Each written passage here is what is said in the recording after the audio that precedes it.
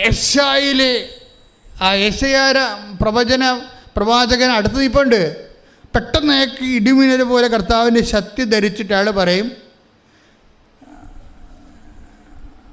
അതായത് അഹാബിൻ്റെ സൂര്യഘടികാരം 10 ചുവട് പുറകോട്ട് അതിൻ്റെ നിഴൽ വീശണത് നീ കാണും, അതാണ് അടയാളം. അപ്പോൾ 15 കൊല്ലം ഞാൻ ഇവന് ആയുസ് ദീർഘിപ്പിച്ച് കൊടുക്കുമെന്ന്. അപ്പോൾ ആയുസ് ദീർഘത്തിന് ദൈവം കൊടുത്തിരിക്കുന്ന അടയാളം എന്താണ്? നമുക്കറിയാം, സൂര്യഘടികാരം നിഴൽ ഇടത്തുനിന്ന് വലത്തോട്ട് പോയിക്കൊണ്ടിരിക്കുന്ന സമയത്ത് ആ വലത്തോട്ട് പോയിക്കൊണ്ടിരിക്കുന്ന സൂചി ഇടത്തോട്ട് വന്നിട്ട് ആ കാലം കഴിഞ്ഞുപോയ കാലത്തെ തിരിച്ച് റീഫണ്ട് ചെയ്ത് കൊടുക്കുന്നതാണ്. പക്ഷേ അത് അത്ഭുതവും അടയാളമാണ്. അപ്പം ദൈവവുമായിട്ട് ബന്ധപ്പെട്ട എല്ലാ കാര്യങ്ങൾക്കും അന്നും ഇന്നും എന്നും അടയാളമുണ്ട്, എന്നും അടയാളമുണ്ട്. ഈ മനുഷ്യൻ്റെ ഓപ്പറേഷൻ, മെജോയുടെ ഓപ്പറേഷൻ എല്ലാം കഴിഞ്ഞ് ഇപ്പം എല്ലാവരും, അതായത് മുഖമൊക്കെ ഒടിഞ്ഞിരിക്കണല്ല, മുഖമെല്ലാം ഒടിഞ്ഞിരിക്കുകയാണ്, കൈ ഊരിയിരിക്കുകയാണ്, മുട്ട് 8 പൊട്ടിയിട്ടുണ്ട്, കണ്ണ് തെറിച്ച് പോയിട്ടുണ്ട്. ആദ്യം തന്നെ ഈ രാത്രി അച്ഛൻ ഇയാളെ കണ്ട ദിവസം തന്നെ രാവിലെ ഇയാൾ ഛർദ്ദിക്കാൻ തുടങ്ങി. ഛർദ്ദിക്കാൻ തുടങ്ങിയ എന്താണ്? ഇയാളുടെ വയറ്റിൽ കിടക്കുന്ന ബ്ലഡ് മുഴുവനും, ചങ്കിലെ ബ്ലഡെല്ലാം വയറ്റിൽ കിടക്കുകയാണ്. ആ വയറ്റിലെ ബ്ലഡെല്ലാം ഛർദ്ദിച്ചു പോയി. ഡോക്ടർമാർക്ക് പോലും മനസ്സിലായില്ല. ഈ ബ്ലഡ് അകത്ത് കിടക്കുന്നത് കൊണ്ടാണ് ഇയാൾക്ക് ശരിക്കും ഈ ഇൻഫെക്ഷൻ വന്ന് കിടക്കുന്നത് വയറ്റിൽ. എല്ലാം ടോട്ടൽ സിസ്റ്റം കൊളാപ്ഷൻ ആയിരിക്കുകയാണ് അവിടെ എല്ലാം. പക്ഷേ പെട്ടെന്ന് ഒരു മെഡിക്കേഷനും ഇല്ലാതെ ട്രീറ്റ്മെൻറ്റിൻ്റെ ഡോക്ടർമാരുടെ ബുദ്ധിക്ക് അപ്പുറത്തേക്ക് വയറ്റിൽ കിടന്നിരുന്ന ബ്ലഡ് പുറത്ത് ചാടി. അത് ദൈവം ചാടിച്ചതാണ്. ഏറ്റവും വലിയ നേഴ്സ്, ഏറ്റവും വലിയ ഡോക്ടർ ദൈവമാണ്. കാര്യം അത്രയും നേരം ചികിത്സിച്ചിട്ട് ഇയാളെ ടെസ്റ്റ് ചെയ്തേരം കണ്ടുപിടിക്കാഞ്ഞ രക്തം എവിടെയാണ് രക്തം പോയി കിടക്കണമെന്ന് വെച്ച് കഴിഞ്ഞാൽ വയറ്റിൽ പോയി കിടക്കുന്ന സംഭവം. ആ സാധനത്തിന് തന്നെ ഓട്ടോമാറ്റിക്കായിട്ട് പുറത്തേക്ക് ചടിക്കും. അപ്പം തന്നെ ഈ മനുഷ്യൻ എഴുന്നേറ്റിരിക്കാൻ പറ്റുന്ന രീതിയായി. നമുക്കറിയാമല്ലോ, വയർ പേരത്ത് ഛർദ്ദിച്ച് കഴിഞ്ഞാൽ തന്നെ നമുക്ക് തലക്ക് നേരെ വരികയില്ല, നമ്മൾ ആൾ ഓക്കെ ആയി വരുന്നു. പിന്നെ ഓപ്പറേഷൻ കഴിഞ്ഞിട്ട് ഇയാളെ പറഞ്ഞൊരു വാക്കുണ്ട്, എൻ്റെ മുഖമൊക്കെ പൊട്ടിയിരിക്കുകയല്ലേ. അപ്പോൾ ഡോക്ടർ ഇവരാണെങ്കിൽ, ഈ പെങ്ങളാണെങ്കിൽ ആങ്ങളൊക്കെ വേണ്ടി ഉടമ്പടി എടുത്തിട്ട് നിരന്തരം പ്രാർത്ഥിച്ചിട്ട് ഉടമ്പടി തൈലമൊക്കെ കൊടുത്തു വിടുകയാണ് ബോംബെക്ക് ആശുപത്രിയിലോട്ട്. അതെല്ലാം പെരട്ടിയാണ് ഇങ്ങനെ ഈ പ്രാർത്ഥിച്ച് ഇതിനെ അതിജീവിച്ചുകൊണ്ടിരിക്കുന്നത്. അവസാനം മുഖമെല്ലാം ഓപ്പറേഷൻ ചെയ്തപ്പോൾ ഡോക്ടർ ഭയങ്കര പേടിയാണ്. അതായത് ഈ മനുഷ്യൻ്റെ ലക്ഷണം മാറിപ്പോവും. പക്ഷേ അയാളെന്താ പറഞ്ഞത്, ഓപ്പറേഷനെല്ലാം കഴിഞ്ഞ് കഴിഞ്ഞപ്പോൾ ഈ മുട്ടൻ്റെ ചിരട്ടയെല്ലാം കറക്റ്റ് ചെയ്ത് കൈയെല്ലാം ഓക്കെയാക്കി ഈ മനുഷ്യൻ ഒരു വീൽ ചെയറിൽ പോയി ക്രിസ്മസ് കുർബാന കണ്ട്, പിന്നെ വടിയും പിടിച്ച് പോയി ഈ പ്രാർത്ഥനകൾ കൂടാൻ തുടങ്ങി. പിന്നെ നടക്കാൻ തുടങ്ങിയപ്പോൾ കണ്ണാടി നോക്കിയപ്പോൾ പറയണേ, എൻ്റെ പഴയ മുഖത്തേക്ക് ഞാൻ സുന്ദരനായിരിക്കണമെന്ന്. അപ്പോൾ ഡോക്ടർ ചോദിച്ചു, നിങ്ങൾ ഏത് ദൈവത്തിനെയാണ് വിളിക്കണമെന്ന് ചോദിച്ചു. പിന്നെ ഇയാളെ മുഴുവനും ഇവിടെ നാട്ടിൽ കണ്ണൂർ വന്നതിന് ശേഷം പിന്നെ കൃപാസനത്തിൽ വന്നും പോയി നിൽക്കുക. അപ്പോൾ ആൾക്കാർ ചോദിക്കും, നീ എപ്പോഴും ആലപ്പുഴ ഓർഡർ ഉണ്ടല്ലോ, നിനക്ക് എന്നാ കിട്ടണതെന്ന് ചോദിക്കുമ്പോൾ പറയും, എനിക്ക് എന്നെ തന്നെ കിട്ടിയതാണെന്ന് പറയും. ആ മനുഷ്യൻ സാക്ഷി നല്ല രസമാണ് കേൾക്കാൻ. എന്ന് വെച്ചാൽ ഒരു മനുഷ്യൻ, ഇപ്പം അയാളും വൈഫും കൂടി അയർലൻഡിലോട്ട് പോവുകയാണ്. അതാണ് സംഭവം. നമ്മൾ ഈ കഥ കേട്ടോണ്ടുന്ന സമയത്ത് നിങ്ങളെന്ത് വിചാരിച്ചു? അവരുടെ ജീവിതം തീർന്നെന്ന് വിചാരിച്ചു. ശവമായെന്ന് പറഞ്ഞ മനുഷ്യനെ ഇപ്പോൾ ഭാര്യയും ഭർത്താവും കൂടി വിസ റെഡിയായി രണ്ടുപേരും കൂടി ഈ ആഴ്ച അയർലൻഡിലോട്ട് പോവുകയാണ്. ദൈവത്തിന് നിന്റെ ജീവിതം പുനരുദ്ധരിച്ചെടുക്കാൻ സെക്കൻഡുകൾ മതി. ശ്രുതിക്കട്ടെ ഹല്ലേലൂയ.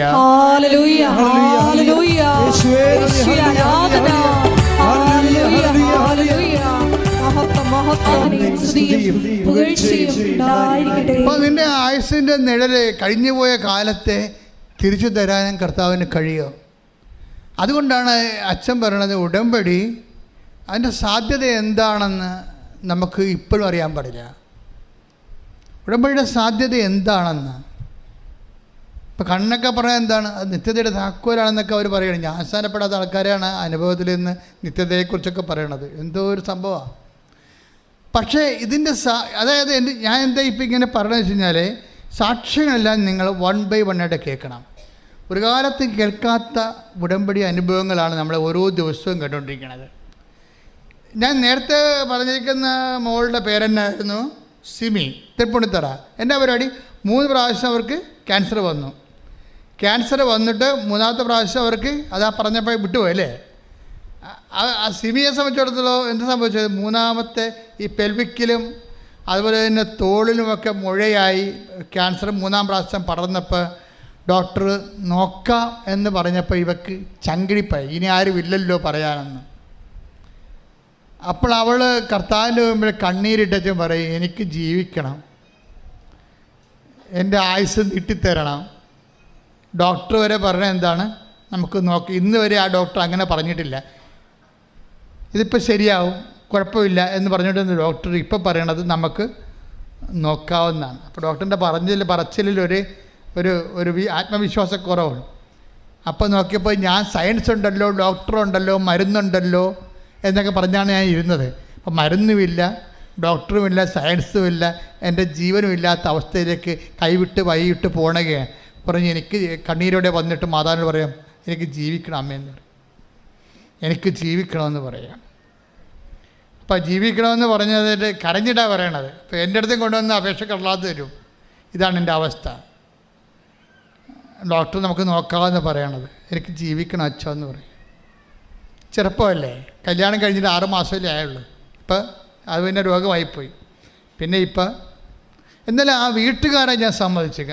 അവർ പറയുന്നുണ്ട്, എൻ്റെ അമ്മായിയമ്മയും ഭർത്താവിൻ്റെ വീട്ടുകാരൊക്കെ തങ്കപ്പെട്ട മനുഷ്യരാണ്. പക്ഷെ അവരിൻ്റെ കൂടെ നിൽക്കുകയല്ലേ, അത് തന്നെയാണ് ഏറ്റവും വലിയ അനുഗ്രഹം. അവളുടെ ഗർഭപാത്രം എടുത്ത് കളഞ്ഞതാ, ഇനി പ്രസവിക്കത്തില്ല. പക്ഷേ എന്നിട്ടും അമ്മായിയമ്മയും ആ വീട്ടുകാരും അവരുടെ കൂടെ നിൽക്കുകയാണ്. അതാണ് ക്രിസ്തീയത എന്ന് പറയുന്നത്. സ്തുതിക്കട്ടെ, ഹല്ലേലൂയ.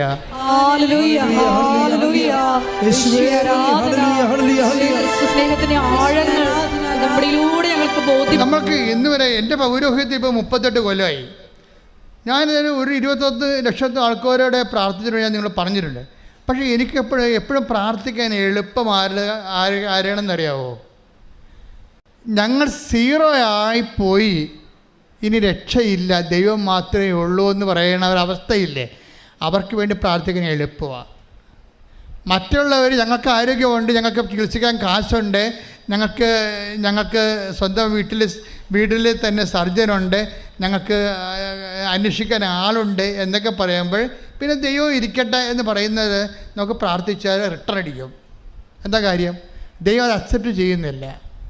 ഇവർ മസിലും പെരുപ്പിച്ച് ദൈവത്തിൻ്റെ അടുത്ത് അഭ്യാസം കാണിക്കാൻ വന്നിരിക്കുകയല്ലേ. അഭ്യാസം കാണിക്കലല്ലേ ശരിക്കും പറഞ്ഞാൽ, ആശ്രയിക്കന് വേണ്ടത്. ഞാൻ ഇവളോട് എന്നെ പറഞ്ഞു, അച്ഛാ എനിക്ക് ജീവിക്കണമെന്ന് പറയുമ്പോൾ എന്നോട് ആയുസ്സിന് വേണ്ടി ദൈവത്തിൻ്റെ നാമത്തിൽ യാചിക്കുകയാണ്. ശരിക്കും ഞാൻ അങ്ങനെ തന്നെ മാതാവിനോട് പറഞ്ഞു, അവൾക്ക് ജീവിക്കണമെന്ന് പറയും.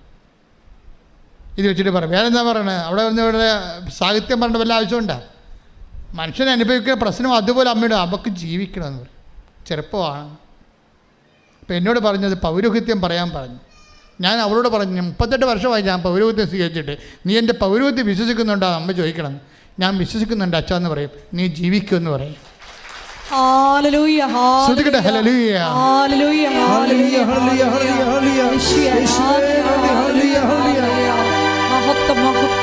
പരിശുദ്ധ പരമ ദിവ്യകാരുണ്യത്തിന് എനിക്ക് കിട്ടിയ പൗരോഹിത്യത്തെക്കുറിച്ച് എനിക്ക് നല്ല മതിപ്പാ. എന്താ കാര്യം വെച്ച് കഴിഞ്ഞാൽ, ഞാൻ പട്ടക്കല്യാണത്തിൻ്റെ ദിവസം ഞാൻ എൻ്റെ കുർബാന ഉടുപ്പ് ഞാൻ തന്നെ ഡിസൈൻ കൊടുത്ത വരപ്പിച്ചത്. അതിൻ്റെ അകത്തൊരു കുഞ്ഞാടാണ് ഉണ്ടായിരുന്നത്. ഒരു കുഞ്ഞാട്, ലോകത്തിൻ്റെ പാപങ്ങൾ നീക്കുന്ന ദൈവത്തിൻ്റെ കുഞ്ഞാട്. ഉടുപ്പ് ഇപ്പോഴും സൂക്ഷിച്ചിട്ടുണ്ട്. കുഞ്ഞാടിൻ്റെ നടുക്കുകൂടി കുരിശു കുത്തി ഇറക്കിയിട്ട് കുഞ്ഞാട് പാപത്തിന് പരിഹാരം ചെയ്യുന്ന ഒരു കുഞ്ഞാടിൻ്റെ രൂപമാണ് എൻ്റെ കുർബാന ഉടുപ്പ് ഉണ്ടായിരുന്നത്. എൻ്റെ കുർബാനയുടെ ഉടുപ്പിൻ്റെ അവിടെ കത്തിൽ അച്ഛന്മാർക്ക് കൊടുത്തിരുന്ന നാട്ടുകാർക്ക് കൊടുത്തിരുന്ന കത്തിൻ്റെ ഒരു 2 ഫ്ലോപ്പ് ഉണ്ടായിരുന്നു. ഒരു ഫ്ലോപ്പിൻ്റെ ഫ്രണ്ടിലൊരു ഫ്ലോപ്പ്, രക്ഷിച്ചവന് തല കൊടുത്തു എന്നും പറഞ്ഞ് ഒരു ചെറിയ കഥയുണ്ട്, രക്ഷിച്ചവന് തല കൊടുത്തു എന്ന് പറഞ്ഞു. എന്താ കാര്യം? ഞാൻ 2ാം ക്ലാസ്സിൽ പഠിച്ചൊരു പാഠമാണ്. ഞാൻ കർത്താവിനെ കുറിച്ചൊക്കെ ഓർക്കുമ്പോൾ ഞാൻ 2ാം ക്ലാസ്സിലെ പാഠം ഓർക്കും. എന്താ പാഠം എന്ന് വെച്ചാൽ, 2ാം ക്ലാസ്സിൽ ഒരു കർഷകൻ, നിങ്ങളും പഠിച്ചു കാണും ആ പാഠം. 2ാം ക്ലാസ്സിൽ പാഠത്തിലൊരു ഒരു കഥയുണ്ടായിരുന്നു. ഒരു കർഷകൻ ഒരു ചപ്പകൂനയിൽ വന്ന് കുപ്പത്തൊട്ടി വന്ന് നോക്കുമ്പോൾ ഒരു വാഴ വിത്ത് അവിടെ ഇങ്ങനെ ചെതലരിച്ച് കിടക്കണ കണ്ടു. അപ്പം കർഷകൻ ആ വാഴ വിത്ത് എടുത്തുകൊണ്ട് പോയി സ്വന്തം പറമ്പിൽ ചവറെല്ലാം കളഞ്ഞ് വെച്ച് വെള്ളവും വിട്ട് ഒഴിച്ചൊക്കെ അതിനെ വളർത്തി കുറേ നാളായപ്പോൾ നല്ല ശരിക്കും ചട്ടച്ച് വളർന്ന് ഭംഗിയായിട്ട് വലിയൊരു കൊലയുമായിട്ട് കൊഴിച്ചപ്പോൾ ആ രക്ഷിച്ചവനെ, ആ കർഷകനെ ആ കൊല വെട്ടി കർഷകൻ അരിവാളം കൊണ്ടുവന്നപ്പോൾ തല ചായച്ചു കൊടുക്കുന്ന വാഴയെപ്പോലെ നിൽക്കുകയാണ്. അതാണ് ഞാൻ എൻ്റെ പട്ടക്കല്യാണ പുസ്തകത്തിൽ. അപ്പോൾ എനിക്ക് പൗരോഹിത്യത്തെക്കുറിച്ചും ക്രിസ്തുവിനെക്കുറിച്ചുമൊക്കെ നല്ല ബോധത്തോടെയാണ് പൗരോഹിത്യം സ്വീകരിച്ചത്. കാര്യം കർത്താവ് രക്ഷകനാണെന്നും അവന് ജീവൻ കൊടുക്കാൻ വേണ്ടി മാത്രം അവൻ പോകുന്നവനാണെന്നൊക്കെ മനസ്സിലാക്കിയിട്ട് തന്നെയാണ് പൗരോഹിത്യം. അതാണ് ഞാൻ അവളോട് ചോദിച്ചത്, എൻ്റെ പൗരോഹിത്യം നീ വിശ്വസിക്കുന്നുവോ? കർത്താവ് എനിക്ക് തന്ന പൗരോഹിത്യത്തിലാണ്. അത് കർത്താവിൻ്റെ പൗരോഹിത്യമാണ്. ആ ജനങ്ങളുടെ മുറിവുണക്കുന്നതാണ് അറ്റകൈ പ്രയോഗമുള്ളതാണത്. അവസാനം അത് അറ്റകൈ പ്രയോഗം എന്ന് പറയുന്നത് ഒരു മനുഷ്യൻ തീർന്നു എന്ന് കാണുമ്പോൾ കർത്താവിൻ്റെ നാമത്തിൽ അവന് വേണ്ടി പ്രാർത്ഥിച്ചിട്ട്, ഞങ്ങൾക്കറിയാവല്ലേ എലീശ പ്രവാചകന്റെ പുസ്തകത്തിൽ 2-ാം അധ്യായം 18-ാം വാക്യം വായിച്ച് സ്തുതിക്കട്ടെ. ഹല്ലേലൂയ ഹല്ലേലൂയ ഹല്ലേലൂയ ഹല്ലേലൂയ ഹല്ലേലൂയ യേശുവേ നന്ദി നന്ദി നന്ദി ഹല്ലേലൂയ ഹല്ലേലൂയ ഹല്ലേലൂയ ഹല്ലേലൂയ ഹല്ലേലൂയ ഹല്ലേലൂയ ഹല്ലേലൂയ യേശുവേ സ്തുതി ഹല്ലേലൂയ ഹല്ലേലൂയ ഹല്ലേലൂയ ഹല്ലേലൂയ ഹല്ലേലൂയ.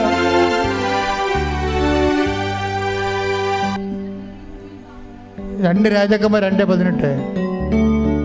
എലീശ ജെറിക്കോയിൽ കാത്തു നിൽക്കുമ്പോൾ അവർ മടങ്ങി വന്നു. അവൻ അവരോട് പറഞ്ഞു, പോകേണ്ട എന്ന് ഞാൻ പറഞ്ഞതല്ലേ? നഗരവാസികൾ എലീശയോട് പറഞ്ഞു, അങ്ങ് കാണുന്നില്ലേ, ഈ പട്ടണം ജീവിക്കാൻ പറ്റിയതാണ്, എന്നാൽ വെള്ളം മലിനവും നാട് ഫലശൂന്യവുമാണ്. ഒരു പുതിയ പാത്രം കൊണ്ടുവന്ന് അതിൽ ഉപ്പിടുവിനെന്ന് അവൻ പറഞ്ഞു. അവർ അങ്ങനെ ചെയ്തു. അവൻ ഉറവയ്ക്കടുത്ത് ചെന്ന് ഉപ്പ് അതിലിട്ടുകൊണ്ട് പറഞ്ഞു, കർത്താവ് അരുൾ ചെയ്യുന്നു, ഞാൻ ഈ വെള്ളം ശുദ്ധീകരിച്ചിരിക്കുന്നു, ഇനി ഇത് മരണത്തിനോ ഫലശൂന്യതയ്ക്കോ കാരണമാവുകയില്ല. ഇത് കണ്ടില്ലേ മക്കളെ, ജെറിക്കോയാണ് പട്ടണം. ജെറിക്കോയുടെ പട്ടണം ജീവിക്കാൻ കൊള്ളാം, പക്ഷേ എന്താ പറ്റും, വെള്ളത്തിലത് വിഷമാണ്. വെള്ളത്തിൽ വിഷം വന്നു കഴിഞ്ഞാൽ പിന്നെ എന്താണ്, വെള്ളം കുടിക്കാൻ പറ്റത്തില്ല, പിന്നെ ജനങ്ങൾ കുടിയൊഴിഞ്ഞ് പോകണം. അപ്പം ജീവിക്കാൻ കൊള്ളാവുന്ന പട്ടണമാണെങ്കിലും വെള്ളമില്ലാത്ത കാരണം ജീവിക്കാൻ പറ്റാത്തൊരവസ്ഥയായി. അപ്പോൾ എലീശ അവരോട് പറയണത് എന്താണ്?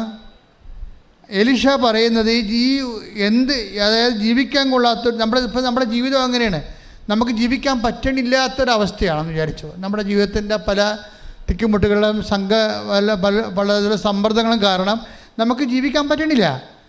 അങ്ങനെയുള്ള അവസ്ഥകൾ വരുമ്പോൾ സ്വാഭാവികമായിട്ട് നമ്മുടെ കയ്യിലുള്ള ആസ്തി എന്താണ്? എലീശ പറഞ്ഞു കേട്ടില്ലേ, നിങ്ങളിത്തിരി ഉപ്പ് കൊണ്ടുവരിക. എന്ത് ഉപ്പ് കൊണ്ടുവരുന്നത് എന്താണ് എലീശ പറയണത്? പറഞ്ഞേ, വായിച്ചേ. അവൻ ഉറവയ്ക്ക് അടുത്ത് ചെന്ന് 2 രാജാക്കന്മാർ 2:18, 16, 18, 19, 20. അവൻ ഉറവയ്ക്ക് അടുത്ത് ചെന്ന് എലീശ ഉറവയ്ക്ക് അടുത്ത് ചെന്ന് ഉപ്പ് അതിലിട്ടുകൊണ്ട് പറഞ്ഞു, കർത്താവ് അരുളി ചെയ്യുന്നു, ഞാൻ ഈ വെള്ളം ശുദ്ധീകരിച്ചിരിക്കുന്നു. Praise the Lord. അതായത് ഈ ഉപ്പെടുത്തിട്ട് കർത്താവിൻ്റെ നാമത്തിലാണ് ഇവനെ ശുദ്ധീകരിക്കണത്. അപ്പോൾ ഈ വിഷമായിരുന്ന വെള്ളത്തിൻ്റെ വിഷം മാറിയിട്ട് അതങ്ങ് മധുരിക്കാൻ തുടങ്ങും.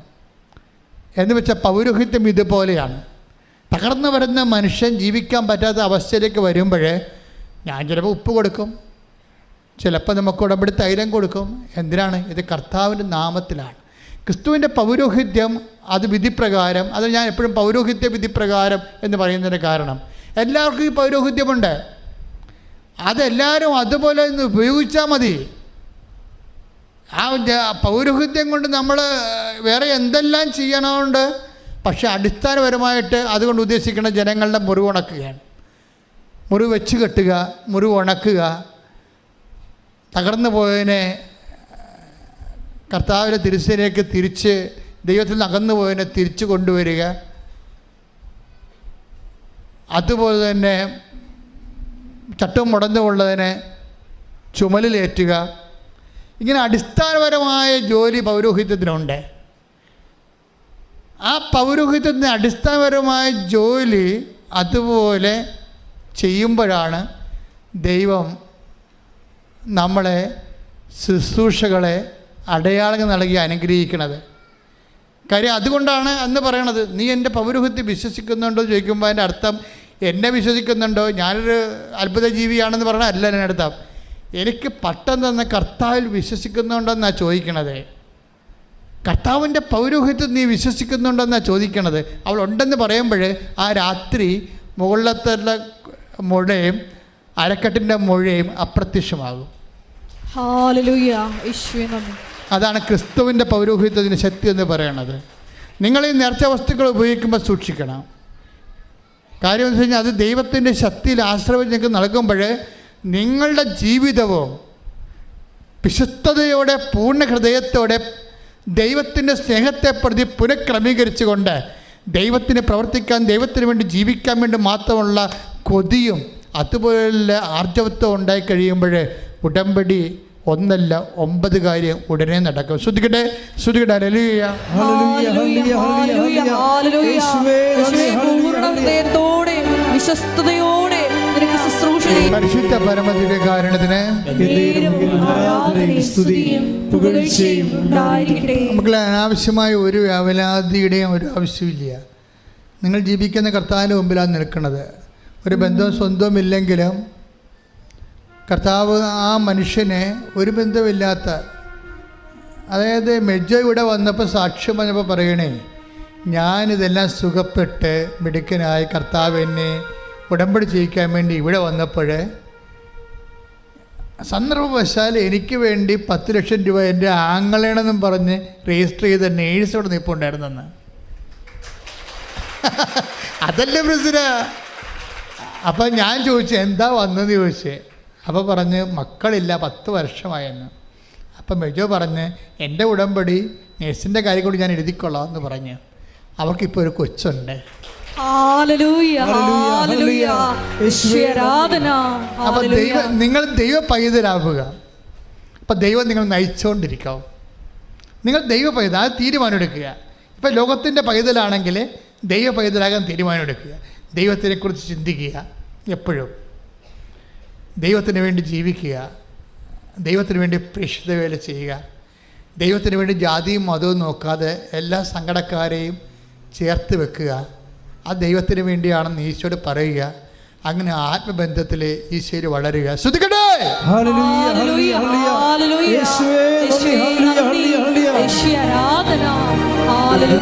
പരിശുദ്ധ പരമദിവ്യകാരുണ്യത്തിന്